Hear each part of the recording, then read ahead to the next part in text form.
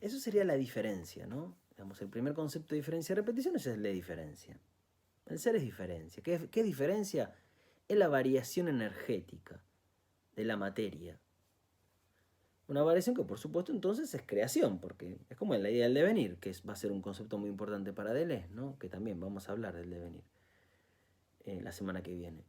Em, Postular que el ser es devenir es lo mismo decir que entonces el ser es creación, porque si todo deviene y es un cambio incesante y nada permanece, cada variación nueva supone una novedad, una creación, un surgimiento, ¿no? Algo que ha surgido. Eso es el ser, ¿no? Es un surgimiento incesante, ¿no? De ahí que lo que hay que explicar siempre es cómo surgen las cosas. En ese sentido, Deleuze tal vez acá está siguiendo más a Nietzsche, pero podríamos decir que también está haciendo la misma tarea que también hizo Marx, ¿no? Por eso Nietzsche y Marx ahí están muy hermanados en el siglo XIX. Están tratando de entender cómo surgen las categorías o cómo surge la propia realidad, ¿no? Y no es tomar nada como algo dado. Bien. Si nos queremos centrar en el plano del pensamiento, bueno, ¿qué sería pensar? Un poco ya les dije que sería ser. Un poco. Así, es una síntesis, una cosa súper breve, imagínense, ¿no? Ustedes después lean el libro y van a estar años leyéndolo, yo se los expliqué en 20 minutos. Pero bueno, vamos a lo mismo, al pensar, ¿qué sería pensar para él? No digo, de verdad, uno podría estar un año entero con cada capítulo. Pero bueno, por supuesto no lo podemos hacer. ¿Qué sería pensar, no? El concepto que Deleuze va a utilizar para entender qué es el pensamiento es el de repetición, por lo menos sí, el de repetición, o por lo menos explica qué es el pensamiento a partir de este concepto de repetición, que en principio puede ser entendido como el proceso que le da consistencia a esa variación, ¿no?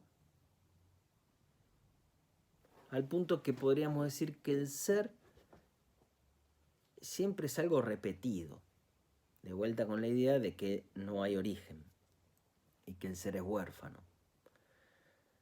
Aunque, insisto, la repetición en Deleuze es un concepto que explica el pensamiento, pero como el pensamiento está ligado al ser, bueno, no podemos dejar de hablar del ser, ¿no? El capítulo de la repetición para sí misma empieza así. La repetición no modifica nada en el objeto que se repite, pero cambia algo en el espíritu que lo contempla. Ahí está la idea del pensamiento, ¿no? La repetición acontece en el alma, en el espíritu. Pero claro, acá viene... Hay dos cosas que hay que evitar en Deleuze para no confundirse. Pero es difícil, porque lo que acaba de decir ahí se expresa un montón de confusiones. ¿Por qué? Porque nosotros estamos acostumbrados a entender las cosas con las categorías de la imagen del pensamiento dogmático o de la metafísica. Por ejemplo, ¿qué cosas? Lo repetido en Deleuze no tiene que ver con la identidad. Lo que se repite es la diferencia. ¿Cómo? Sí, ya lo voy a explicar. Repetir, yo dije antes, medio de pasada, que es el opuesto de reproducir. No lo pone tan claramente en esos términos Deleuze, pero yo creo que sirve. Una cosa es reproducir, otra cosa es repetir. La diferencia es que la reproducción es de lo mismo y la repetición produce algo nuevo. Hay que entender cómo es que la repetición produce algo nuevo. La otra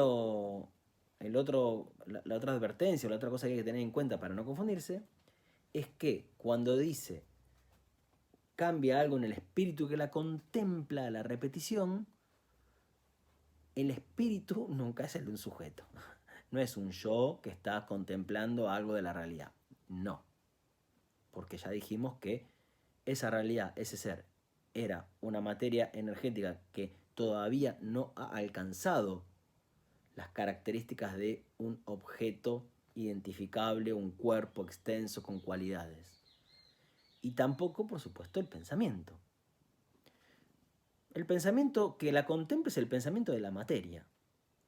Va a haber pensamiento, va a haber conciencia que contempla la repetición en las células, en los nervios de la rata del laboratorio, en los nervios de la rata, no en la rata, no en la cabecita de la rata, en los nervios de la rata, en mis rodillas cuando subo una escalera, ahora les voy a dar ese ejemplo, en la materia que va formando consistencia, se va dando una conciencia que contempla repeticiones. La repetición será el proceso que le va a ir dando consistencia a esos movimientos incesantes. Y en esa dar consistencia se van a ir apareciendo las cosas, ¿no? Bien. Repetición. ¿Cómo? Pero la repetición no es repetición de lo mismo. Repetir no es repetir lo mismo, ¿no? No supone que algo se repite. Y de vuelta, ahí en el comienzo del libro, en el comienzo del capítulo, se presta la confusión. La repetición no modifica nada en el objeto que se repite. En el objeto. ¿Hay un objeto que se repite? No es eso. Pero bueno, hay que empezar hablando de alguna manera, ¿no? En el objeto que se repite. ¿Hay algo que se repite y que sería entonces como algo previo al ser? Bueno, no, nada de eso, nada de eso. El concepto de repetición Deleuze lo va a construir sobre todo con Bergson y con Hume, ¿no? Por si quieren repasar, pueden ir a algunos textos de Hume para ver lo que es la repetición, ¿no?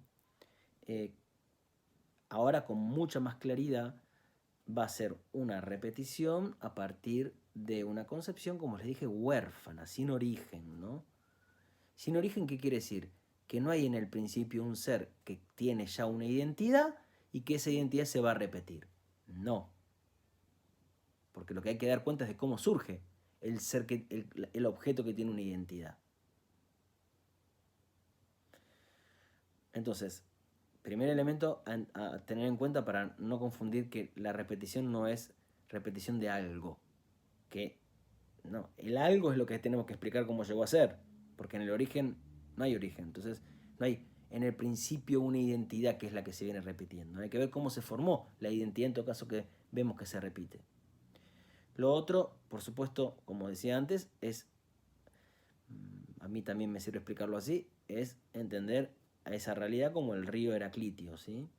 Si aceptamos que Heráclito dijo que la realidad era un río que se movía incesantemente, ¿no? Es decir, es un perpetuo surgir, ¿no? Que cada vez es diferente. Y en ese sentido es como una fuerza genética, ¿no? El ser, que produce. Y de hecho el libro es, de alguna manera, es una filosofía casi de la creación, ¿no? De ver cómo se crea o ver cómo se produce la génesis de lo real mismo, ¿no? Por ahí va a ir una crítica que le va a hacer a Kant. Hay que ver las condiciones de posibilidad del pensamiento, una condición de posibilidad de lo real mismo, ¿no? Cómo surge no el objeto de conocimiento en el entendimiento, sino cómo surge la realidad misma. Bien, ¿qué sería la repetición? Bueno, no es otra cosa que la génesis misma de la materia y del pensamiento. ¿Por qué la génesis misma? Porque la variación incesante se nos escapa permanentemente. Bueno, ¿cómo va adquiriendo forma? ¿Cómo va adquiriendo consistencia? ¿Cómo se va deteniendo un poco esa génesis incesante que nos permite ir identificando cosas, ¿no? ¿Cómo entonces a partir de una materia que es pura como contingencia, que es una especie de flujo y de fluir, se van formando cuerpos más fríos, más detenidos, ¿no? Y cómo entonces estas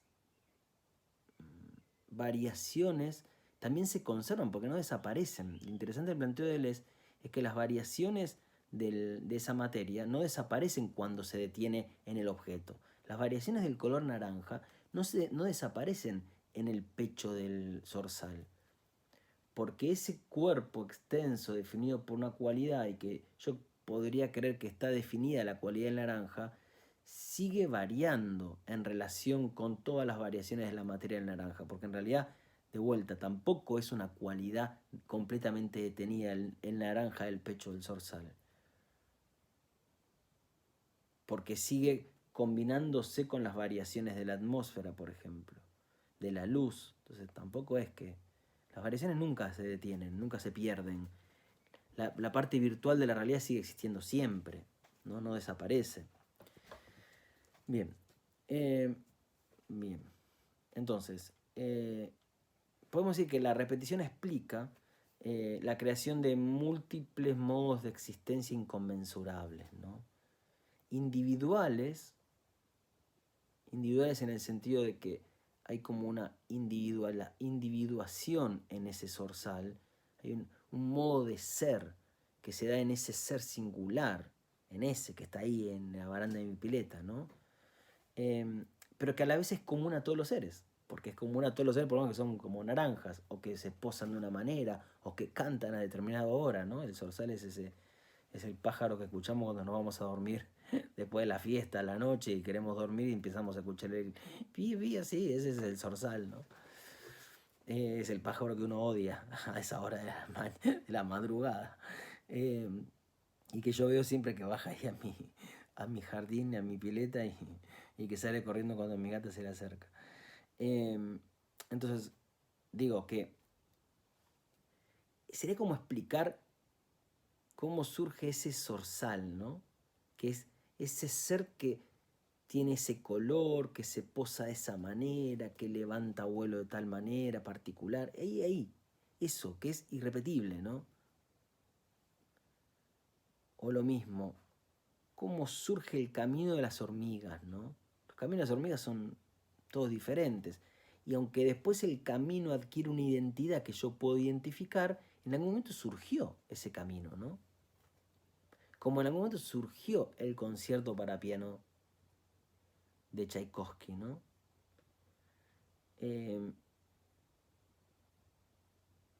La repetición es el concepto en Deleuze que de alguna manera define a la vida como acción, ¿no?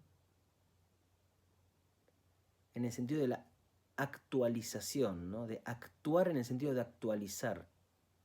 Deleuze hablar de un proceso de dramatización, ¿no? En el sentido de actualización, como algo surge y llega a una identidad. Y eso siempre es una manera de actuar, ¿no? Una manera de actuar, porque es de actuar. Eso es bien nietzscheano también, ¿no? El ser es acción, es una actuación, ¿no? Bien. Dice Deleuze, en primer lugar, la repetición no modifica nada en el objeto que se repite, pero cambia algo en el espíritu que la contempla, ¿no? No hay repetición sin un espíritu. ¿Esto qué sería? Bueno, sería la pata del pensamiento. Materia y pensamiento, la repetición se da cuando hay pensamiento. Que está siempre el pensamiento, ¿eh? Ojo, ya dije, no es que está primero la materia y después el pensamiento. Hay una relación de reciprocidad. Ahí está como el paralelismo de Spinoza en Deleuze, ¿no? No hay una cosa está primero y después la otra. Están las dos cosas. Entonces, no hay repetición sin un espíritu que contemple, ¿no? Y esto lo sabemos porque Deleuze parte de la idea de que materia y conciencia, o naturaleza y pensamiento, surgen en una relación de codependencia. A mí me gusta este concepto budista para explicar esto. Es el surgimiento condicionado de una relación de codependencia.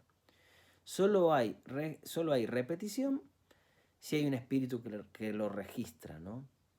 Que lo produce, que la produce la repetición. De lo contrario, habría como una serie discreta, ¿no? De seres o de sonidos o de colores, en la que cada elemento está junto a o juxtapuesto a otro elemento, pero sin relación, ¿no? Y no habría en realidad una repetición. ¿Qué sería? Imaginemos que escuchamos el sonido de una alarma. Yo a veces escucho el sonido del tren de la barrera de Castelar, desde donde vivo, no es tan lejos, ¿no? ¿Qué es el sonido de una alarma, no? O el del teléfono, si quieren. Esto es lo que viene de Bersoni y de Hume. Un sonido, otro sonido, otro sonido, otro sonido, otro sonido, ¿no? O una campana sería, ¿no? Talan, talan, talan, talan, o ting, ting, ting. Un sonido de una alarma. Cada elemento en sí mismo no es una alarma. Y si yo escuchara ese sonido y después discretamente otro sonido sin relación, sin un espíritu que conecte un sonido con el otro, nos formaría una alarma. La alarma es algo que va sucediendo en el tiempo, que es un sonido que repite, que se repite. Ahora, la repetición como producción de la alarma acontece cuando hay un espíritu que hace una síntesis entre sonidos. Una mera repetición de lo mismo, del mismo sonido no daría una alarma. Y ahí está la idea de cómo sí la alarma existe y sí hay una identidad en la alarma, y es cierto que la alarma es repetición de una cosa que es lo mismo, podríamos decir, sí, es el mismo sonido que se repite, pero ese mismo sonido que se repite, ese sonido que yo identifico que se repite, primero fue algo creado por un espíritu que sintetiza dos sonidos, ¿no? Pone en relación dos sonidos. El sonido de la alarma no alcanza a tomar el aspecto material del sonido de alarma si no es por un espíritu que está contemplando eso, que genera que el sonido sea alarma. Cada elemento en sí mismo no sería una alarma, pero un sonido. Profe. Sí.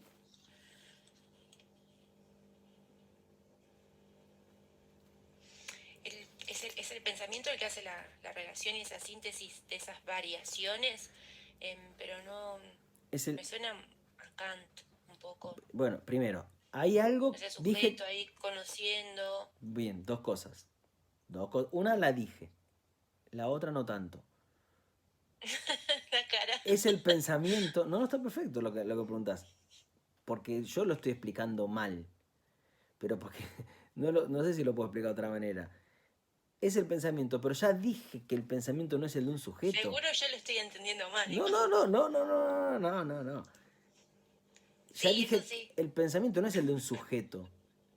Yo pongo este ejemplo porque para poder entender el proceso de cómo es que se genera, pero en realidad, y eso es un ejemplo de algo artificial como una alarma de un tren, ¿no? Esto pensémoslo en la biología, esto pensemos en la creación material de los seres.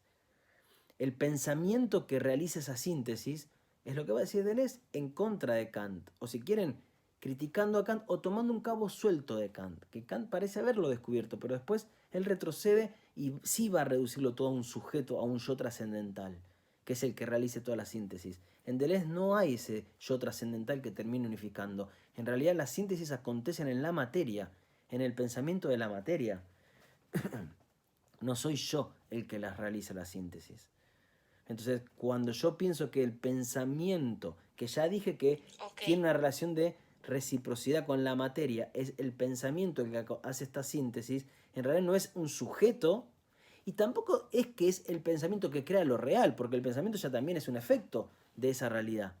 Es un movimiento, por eso dije, como de codependencia, o por eso para mí el concepto que ayuda a entender muy bien esto es el de surgimiento condicionado del budismo. Uno surge por el otro, ¿no? Los budistas cuando dan esos ejemplos, no sé, creo que en Nagarjuna hay uno que es, no es en Nagarjuna, es en otro, es un tambor, ¿no? El sonido no está ni en el tambor ni en el mazo, eso es lo que acontece en la relación, y el tambor no sería tambor sin mazo, porque en realidad ese tambor, si no hubiera mazo, puede ser un cuero tendido, podría ser un objeto, ¿qué cosa? Se convierte se convierte en tambor, mi gata. Se convierte en tambor cuando está el mazo. Y el mazo, como mazo de un tambor, también se convierte en mazo de un el tambor. Entonces, yo no puedo separarlos. No puedo separarlos. Entonces, el pensamiento y la materia es lo mismo. Se van creando mutuamente. Se van creando mutuamente. ¿Sí? Es el problema de la metafísica que invade nuestro pensamiento y busca seres primeros, ¿no? Ahí está el problema, pero no existen los seres en sí mismos. Claro, Todo ser siempre claro. es por la relación que tiene con otros seres, en donde ninguno está primero, ¿no? hay un antropólogo medio deleuziano que a mí me gusta mucho, que se llama Tim Ingold, que da en un libro que se llama Being Alive, como estar vivo, estando vivo, eh, o el ser vivo, dice que si yo tomo una piedra y la tomo y está seca, ¿no? Y entonces tiene ciertos colores. Si la mojo, tiene otros colores. ¿Cuál es la piedra? ¿Existe la piedra en sí misma, sola? ¿Hay un estado de piedra que sería el estado primero, originario de la piedra? No, porque la piedra opaca es la piedra en relación con la sequedad del medio ambiente. Y la piedra brillante es la piedra en relación con el agua. Pero no existe una piedra que no esté en relación con la sequedad o con la humedad. Siempre es en relación con otro ser. Bueno, eso mismo es lo que acontece entre el ser y el pensamiento. Bien, la repetición es el proceso que acontece en el pensamiento. ¿Sí? Es lo que acontece en el espíritu que contempla el movimiento de la materia, ¿no? Bien, entonces dice Deleuze, la repetición, pero precisamente no puede hablarse todavía de repetición, no cambia nada en el objeto, en el estado de cosas AB. Por el contrario, AB ese sonido, ¿no? Talán, talán, talán, talán. Por el contrario, se produce un cambio en el espíritu que contempla, una diferencia, algo nuevo en el espíritu. Cuando A aparece, espero la aparición de B. ¿Es el para sí de la repetición?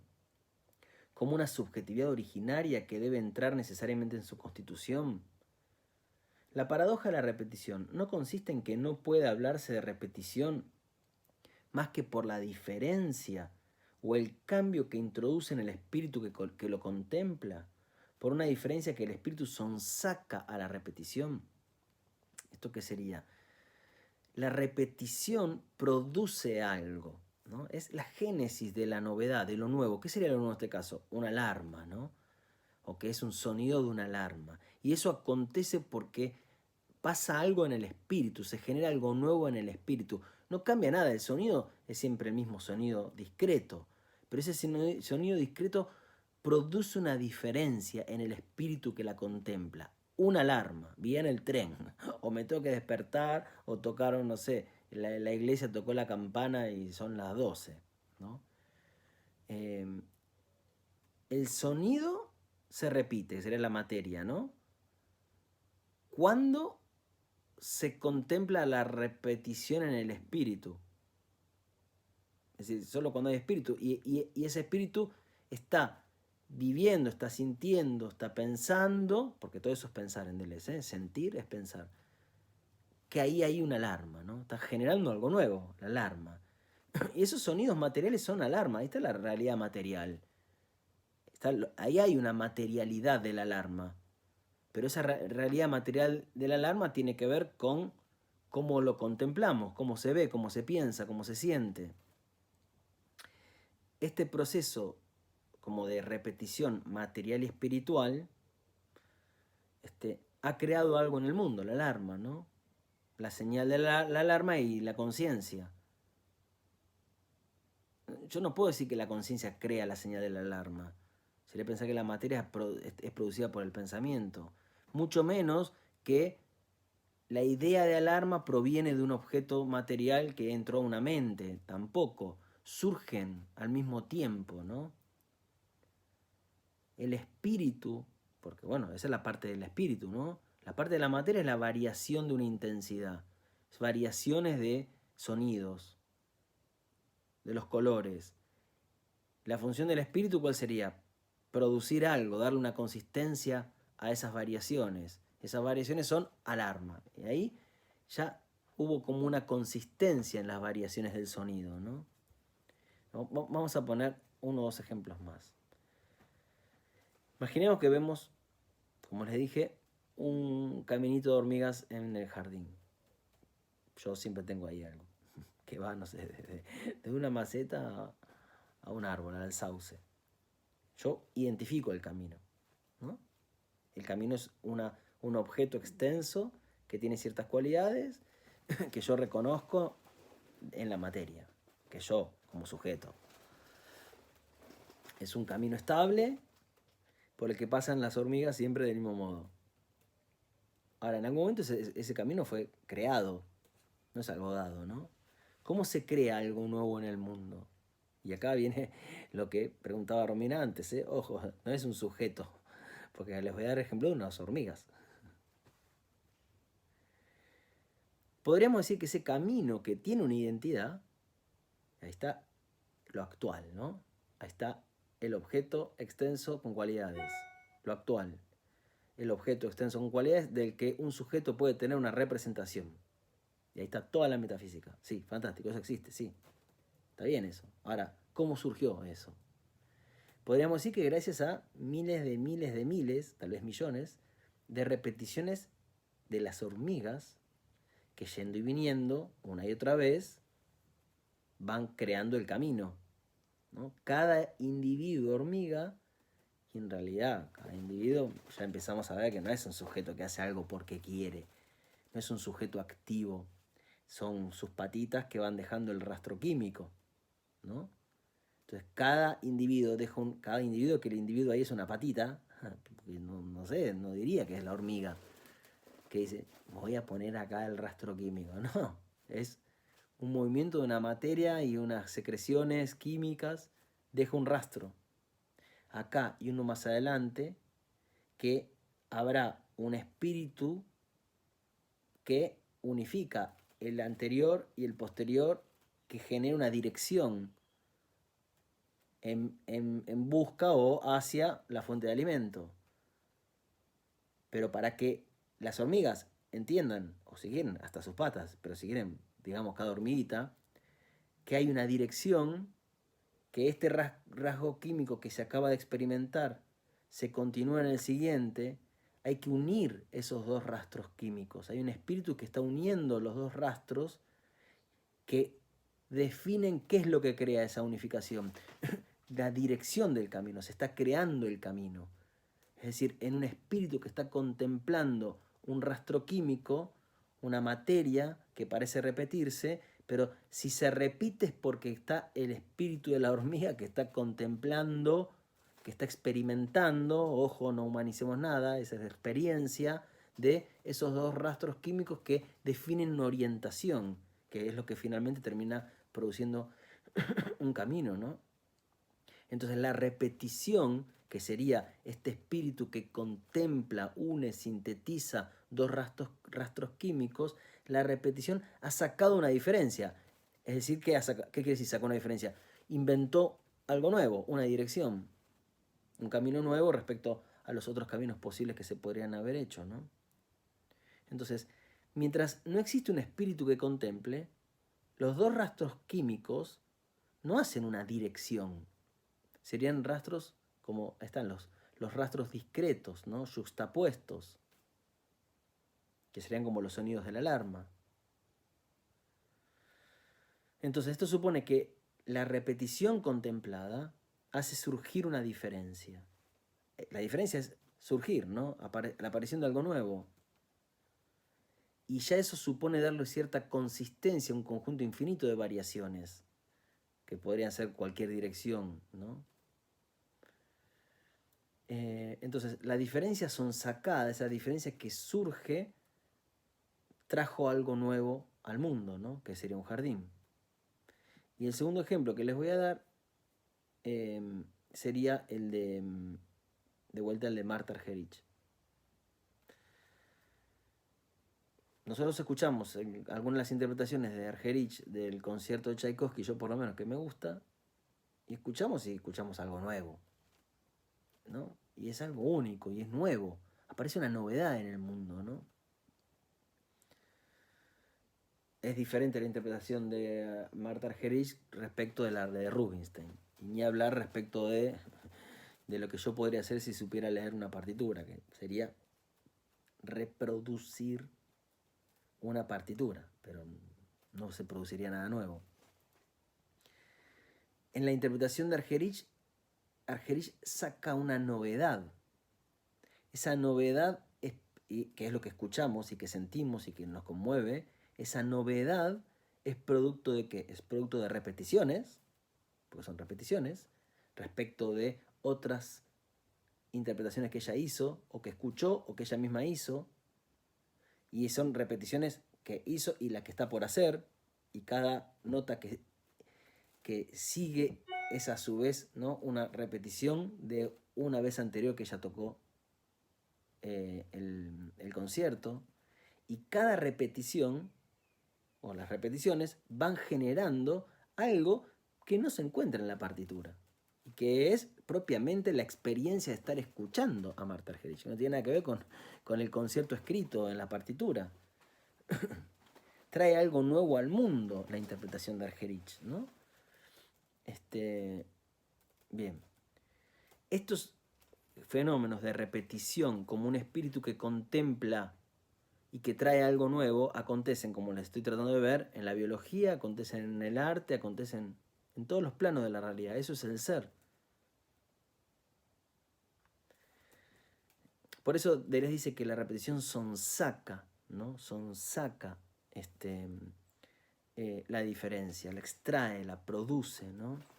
Porque aunque es cierto que yo puedo identificar el camino de las hormigas, puedo identificar la partitura de Tchaikovsky, en cada caso hay algo que ha venido al mundo, en primer lugar, ¿no?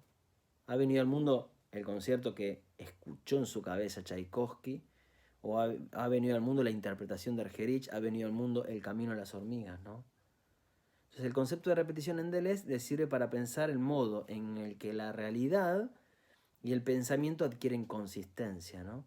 Sin recurrir a leyes naturales, que serán las leyes del objeto, ni recurrir a la actividad de una conciencia como con estructuras a priori al tipo de Kant, ¿no? Es decir, cómo el mundo adquiere consistencia sin apelar a algo que estaría fuera del mundo, que sería una ley en la naturaleza o una estructura a priori. Y ahí está la explicación antimetafísica de cómo el mundo adquiere identidad sin partir de ningún supuesto. No es que adquiere identidad porque hay leyes que dirigen los procesos naturales o porque hay estructuras a priori que explican cómo pensamos, ¿no? Cómo representamos. Bien.